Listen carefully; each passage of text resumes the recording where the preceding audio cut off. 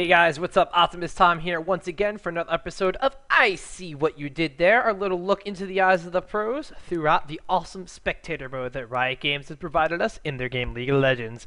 I am going to be spectating today TGF Swift. You guys may not know Team Green Forest too much. They recently had a LAN event at their Green Forest Cafe. It was a really cool event. Day 9 was there for StarCraft 2, Rapid casted the League of Legends section, and I've actually taken a couple Go for LOL tournaments. They were involved in the Play Legends tournament for the Cybersports Network. So what I'm going to be doing is taking a look at TGF Swift playing in the middle lane. Now, why am I looking at Swift? Because he's playing Swain. Now, Swain is not normally a champion that we're used to seeing in the middle lane, especially in competitive play. We do normally see people such as Dan Din, when he's outside of the jungle and has to play a different role like the middle lane, does pick up Swain in the middle lane. But what is Swain really giving a middle champion that other champions don't really get, and why is he not being picked as often as other champions? Hopefully, by taking a look at Swift here, we're going to be able to just divulge really what Swift is going to be doing with Swain and how he's going to be going against other middle champions. Now, of course, in this game, he doesn't have basically a normal solo middle champion. Judy Monica is going to be playing Katarina, another kind of champion in the middle you don't really see. The thing is, with Swain, he kind of hurts Katarina because of his never move, but we do see a lot of jungle support coming from both sides. Swain is going to be able to set up kills with his never move and his, well, laser bird, as we're going to be calling it from now on. But if he misses those combos, he really loses some potential. His slow from that laser bird is going to be very key in these games, because it's not only going to help get never move, it's going to proc Katarina Shunpo and Flash. In that battle, he actually did not get Flash, only Shunpo, but it is just going to basically bait things out, where he could then cast the never move in the proper position to leash her in place. But taking a quick look at the middle lane and just at Swain as a general character right now, we see that Swift has gone for one of every skill, as First Blood is taking a different lane because of Jungle Nautilus. TGF Koala, his teammate, the jungler, is going to be picking up an assist on that kill in the top lane. But anyway, what we're going to be looking at on Swain is what makes him a character and what makes him deal damage. Why do people like him? Why do people not like him? But Swift, as we see, starts with one of every skill: Q, W, and E. This will allow combos and ganks to be set up in the mid lane as early as jungle ganks level 3, as we saw being performed before by his Nautilus. Swain is a beefy middle character with a little less mobility than some. However, his skills will be making sure he can not only get to his opponents, but make sure he can kill them. To attest to this tankiness, we have Swain's ult, which he does not have yet in these ganks, but he does see right here. We do see that he actually does not take a lot of damage. He actually melts to Judy Monica's Katarina. This Katarina is going to be dealing a lot of burst damage, especially at these early levels against solo middle casters, which is why some people will pick her up in this middle lane. But with the directed camera now on, because unfortunately our Swain has passed away, which he's actually... Where are you? No, that's number 4. There we go, TGF Swift. But you know, he does have the ability to snare people in place that they never move, and then hit that laser bird. He's going to be able to combo people, slow them down, root them in place, and it really lets his team catch up. And even though, you know, he can have kill potential at these lower levels, you saw that he got blown up almost immediately. To attest to his tankiness, we're going to have Swain's ultimate, which gives him Life Leech, or Spell Vamp. Well, I'm going to call it Life Leech because I'm in Diablo 3 mode right now. Sorry, ladies and gentlemen. But to test his tankiness, we have Swain's ultimate, which will be giving him Spell Vamp to sustain himself, and is more useful in lane or in 5 vs 5 team fights because of the AoE damage, giving us maximum Spell Vamp.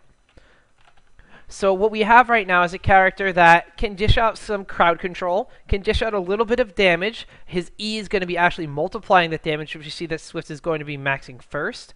His Torment It's going to be dealing 155 at level 3 plus 45 magic damage due to his ability power. It's about a 0.8 or maybe 0.75 ratio. My math is terrible. But during this affliction, the target will take 14% increased damage from Swain's attacks, which means that everything he casts subsequently after Torment is going to be taking more and more damage from. So it's going to be a very, very nice, like, amplified damage spell, to continue with the Diablo references, for the rest of his team. So what you're going to need around Swain is Swain's not going to be dealing necessarily as much nuke damage as, say, even this Katarina will be doing, or an Ahri, or specifically a Veigar in the middle lane. He's going to be more of a sustained kind of damage-dealing champion, almost like you would see out of a jungler or out of a top lane character, where Swain is actually played in the top lane sometimes. We could see here, once he has the ultimate, Katarina is going to have a little bit of a counter to it because of being able to activate her Bouncing Blades passive with her W. It's going to be able to reduce that healing by half. But when Swain activates this and stands in the middle of a lane full of creeps like this, he's at his most deadly because he is sustaining off of all the creeps.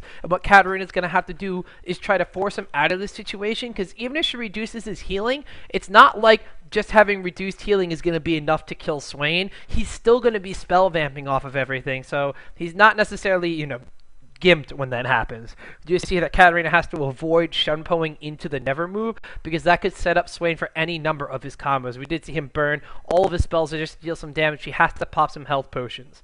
So far we've seen Swain be a little bit of a harassment champion, and he actually is able to farm fairly well with that Never move, but because of the early gank at the beginning of the game, and he actually hasn't gone back to buy anything since then, as he will be here, actually barely avoiding a Nocturne jungle gank, which is actually a little bit of a heads-up play from him. He's actually a little bit behind in creep score now. Going back and getting a Kage's lucky pick for his build. This could be very, very interesting, because I don't know what he's going to be making with this. He might just be getting something for ability power, so he can be doing a little bit more damage in this middle lane. And obviously ability power on his ultimate means that he's going to be able to spell vamp a little bit more damage, therefore sustain himself better. It's also going to be getting a GP 10 because he is a little bit behind in farm. This is going to, with this blue buff he's getting right here, let him spam his spells and really get a farm advantage over Katarina, which is something Katarina is going to lack against other middle champions. Because she is melee and because she has to get up in people's faces, deal a majority of her damage, she's not going to be able to do as much creep score. Unless, of course, something like this happens where she gets a double kill on the bottom lane. But we're not really paying attention to Katarina this time. We're paying attention to Swain, which is why I'm not really jumping around the map. He does have this awesome gank potential here. We could come up and try to land a Never move, or at least slow down Lulu in this choice. Even though he didn't land the Never move to root her in place, Lee Sin took a little bit of extra damage from that tower up top. He landed the Never move and was able to set... I'm sorry, not the Never move, but landed the Laser Bird, was able to slow her down enough for Lee Sin to get in range to hit the Q, go into tower range and go back, and not necessarily have to dive, but really just run towards the front part of the tower and be able to get back out with a Safeguard Iron Will combo back to his allied Swain. So we can see here that early game weakness due to the fact that he is a more sustain on my ultimate based champion. This is also going to mean that he is a little more reliant on blue buff than some mids, because the longer his ult is on, the more mana it's draining per second. So that's the kind of thing that balances Swain out with his ultimate and his sustain. You see right here, the longer he leaves it on, the more mana he's slowly draining from that bar. With a blue buff, though, he can leave this on for, like, this amount of time. But as you see here, he's already gone dangerously low to about half or below half of his mana, and he's just been using this to clear out a creep wave. Look, he has no mana right now, and then Katarina sees this opportunity and jumps on him. He has to burn Flash. If Swain just kind of used the ultimate, hit some creeps, and then cast a Never move to farm off of them, he probably would have killed the same amount of creeps in maybe a couple more seconds of time, but he would have been able to sustain himself and go fight this Katarina. No, he is going to be moving as a unit with his team now, because like we said a little bit earlier, early game weakness due to the fact he's more sustained on my ultimate based champion requires additional targets other than the one he needs to kill to stay alive in fights.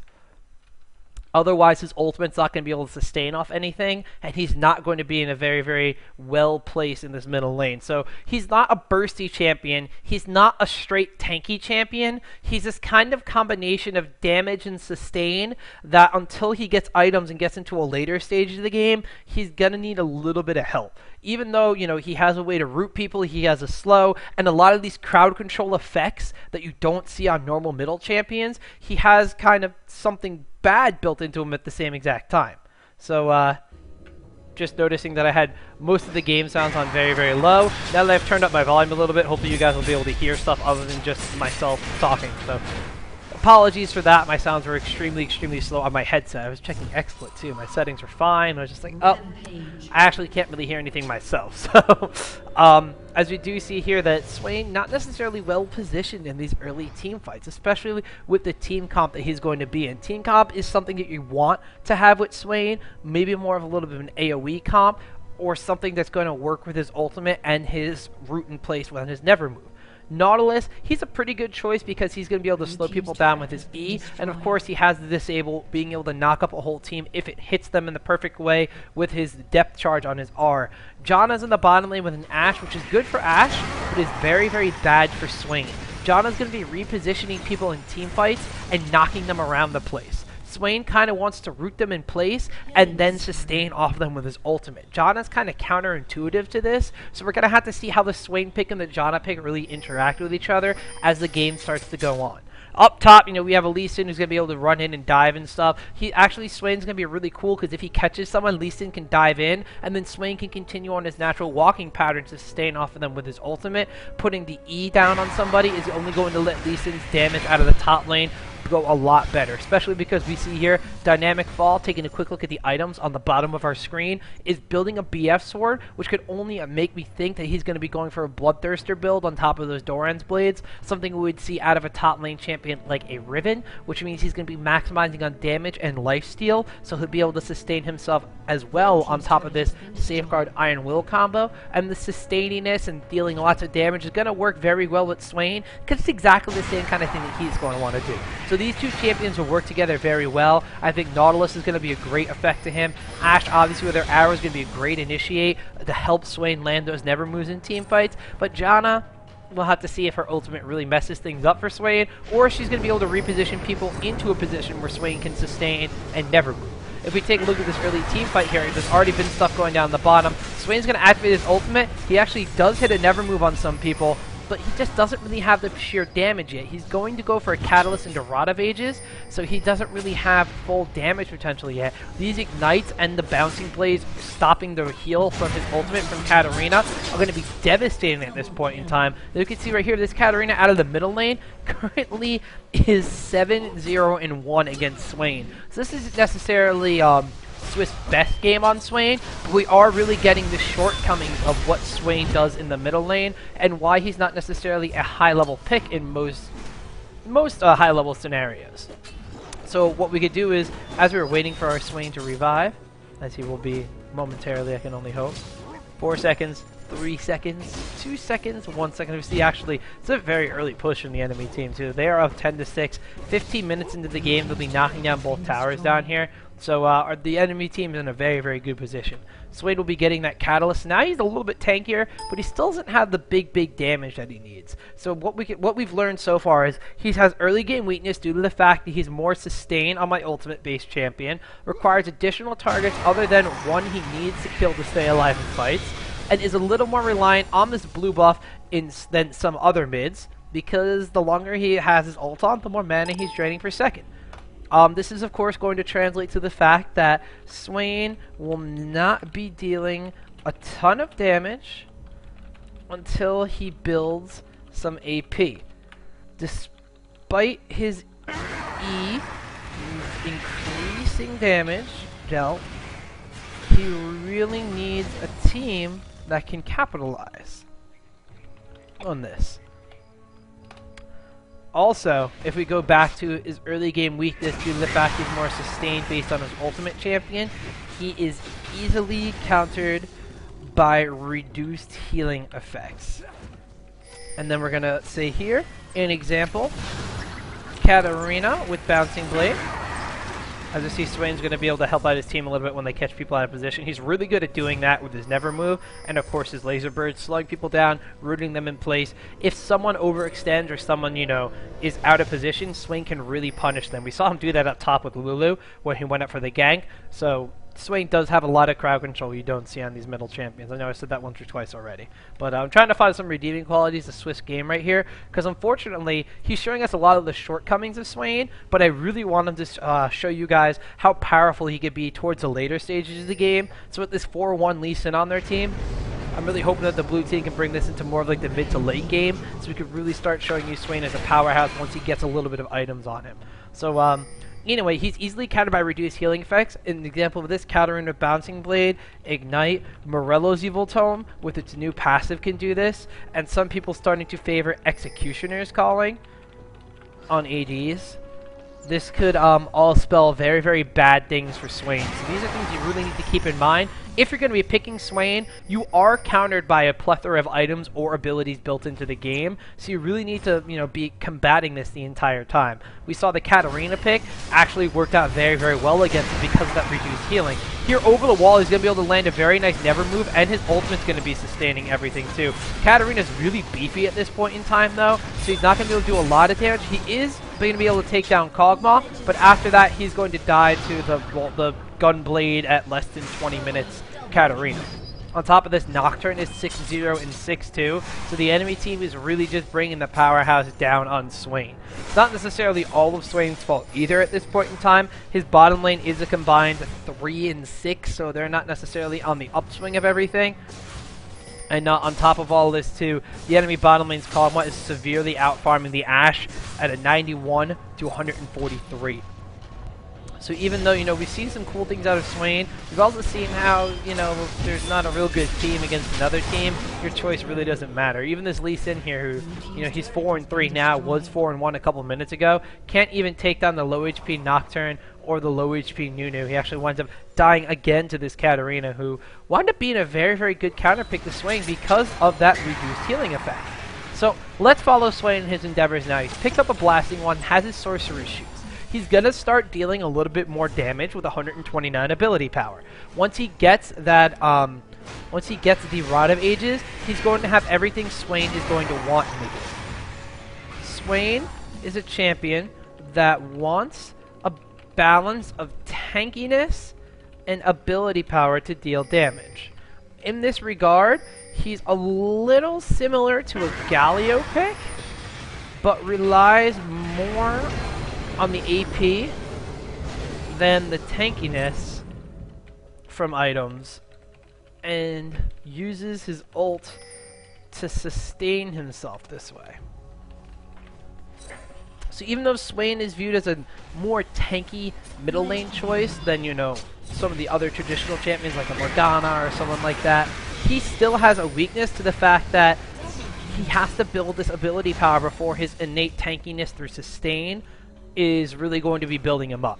So at this point in time, he has the GP10 and the Kage's lucky pick. He misses a couple of his never moves here. It's not a good thing at all. So if Swain wants to really start helping his team to bring this back into it, he needs to finish that Rod of Ages ASAP to start building his stacks up. Because once he starts getting about halfway through those stacks, he's going to start becoming a powerhouse. We'll see his HP jump to the 2,000 range. His ability power is going to be jumping upwards to the 200 range. And he's really going to start dishing out damage as well as being able to take it in these team fights. He's also being denied of his blue buff, which you mentioned earlier. He's a little bit more of a blue buff based champion because of the drain his ultimate's going to be putting down. So that's why a lot of people don't like playing him, because once he hits 6, he has that ultimate and he can harass people down in the lane. He could push lanes like we saw as soon as he was level 6. He got the blue buff, left the ultimate on and drained his mana down very low, pushed a lane all by himself. But Katarina was just able to capitalize on this because of her reduced healing effect on her Bouncing Blade. So what I thought wasn't going to be a very, very powerful thing against Swain and just maybe more of a minor nuisance really turned out to be the making or breaking point of this middle lane matchup. It's let Katarina go 11-0-5 and let her get a Hextech Gunblade and a Zanya's Hourglass. So if Swift is going to be going, I don't know if this is the thing with the spectator mode, I can't really tell, who picked who. If I look at the sides over here, Katarina was a first pick and Swain was picked into Katarina. So I can't help but think that Swift is either challenging himself or just counter-picking himself in this middle lane. And it's not what you want to do. Swain needs an even or favorable matchup to really shine his true colors, because he can get harassed out early, and as we see here, become weak in team fights. Katarina's ultimate is absolutely destroying everybody in these team fights. Triple kill, wouldn't be surprised if that's a quadra kill. So we can see right now that this Swain pick was not a good idea against Katarina. And if you think about it, because he can be countered by things as simple as Ignite, this is why Swain does not see a lot of high-level play. If he were a champion that perhaps, you know, his ultimate did not sustain him, but instead increased HP, like Lulu's did, while dealing AoE damage, it would be different because the Ignite would not hurt him so much. The reduced healing effect would not really mean so much on Swain. It would be more of a nuisance if he got ignited with a lot of HP, and unfortunately that's all we're going to be seeing out of Swift Swain. So what we got right here is, I came into the game hoping that Swift could show us why Swain is a really good champion. However, what he showed us was why Swain is not necessarily a champion you want to be playing in these situations. And I'm going to actually jump in here to my notebook, and we're going to review what Swain does in the middle lane that doesn't make him as strong as other champions.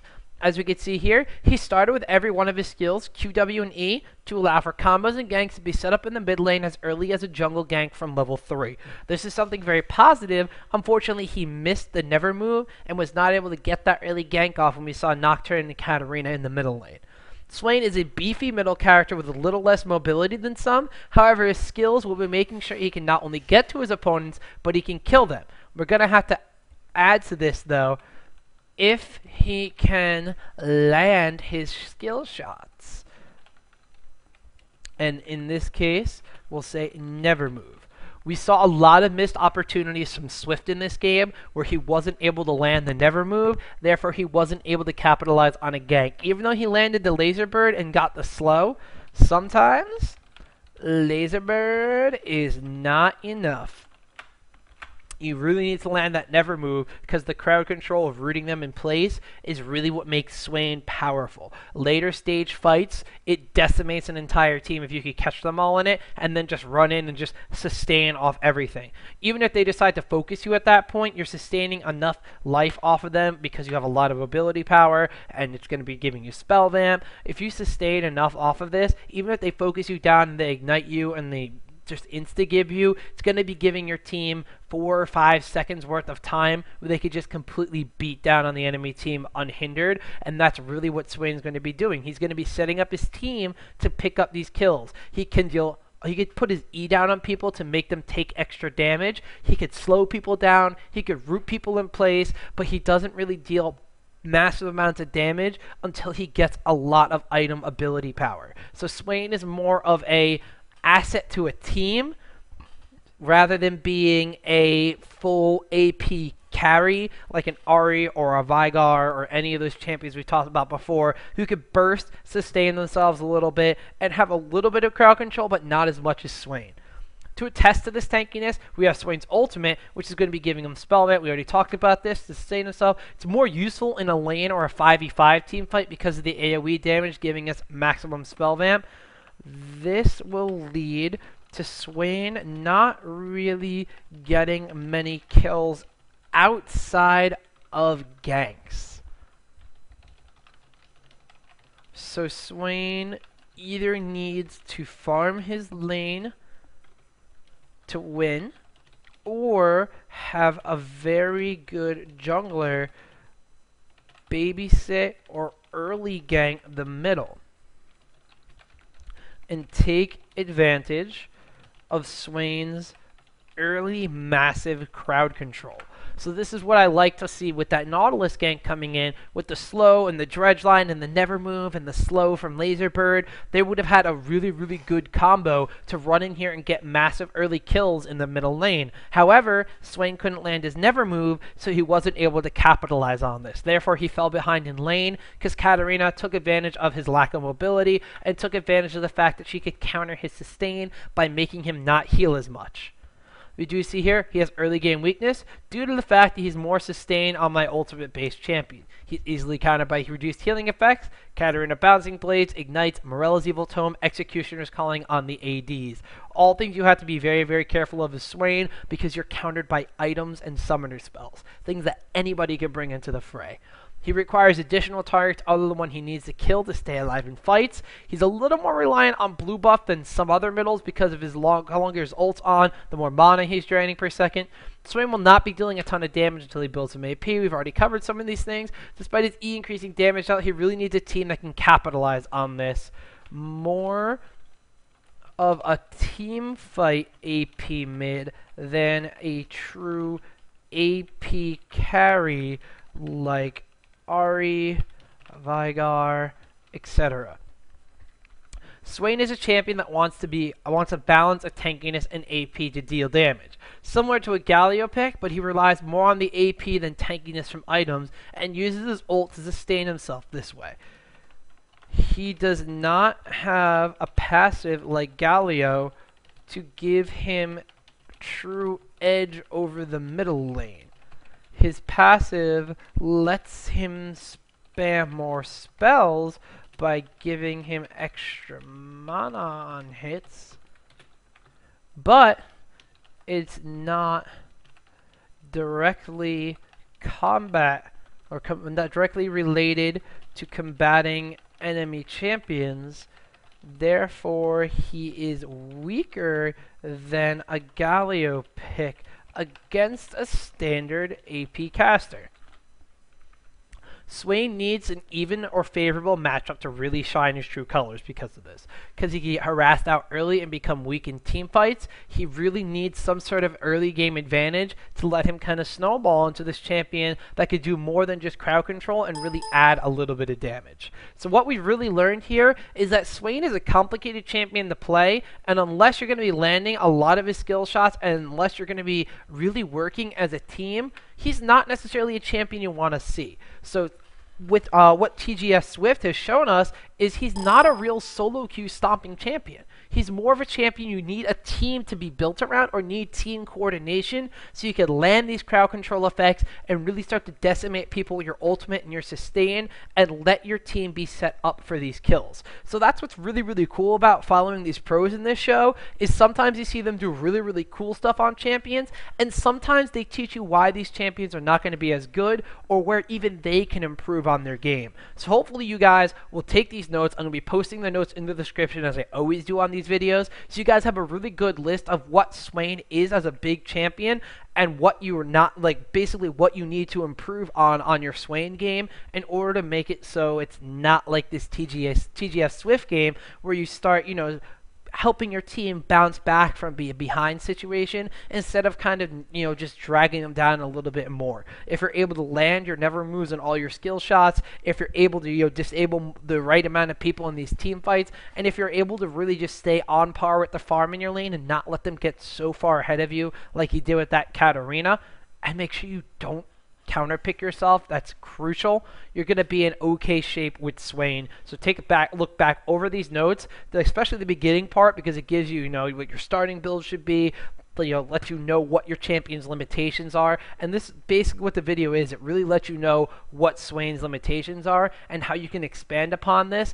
to really master your own Swain game. So once again, guys, my name is Optimus Tom. This has been I See What You Did There, a quick exploitation of spectator mode so you guys can learn from your pros and diagnose it into notes that you guys can check out later. Once again, this is a presentation by ggChronicle.com. Hopefully you guys will stick around and check out more episodes. I hope to be posting as many as possible because your pros never rest, and neither does Optimus Tom. I'll see you guys next time.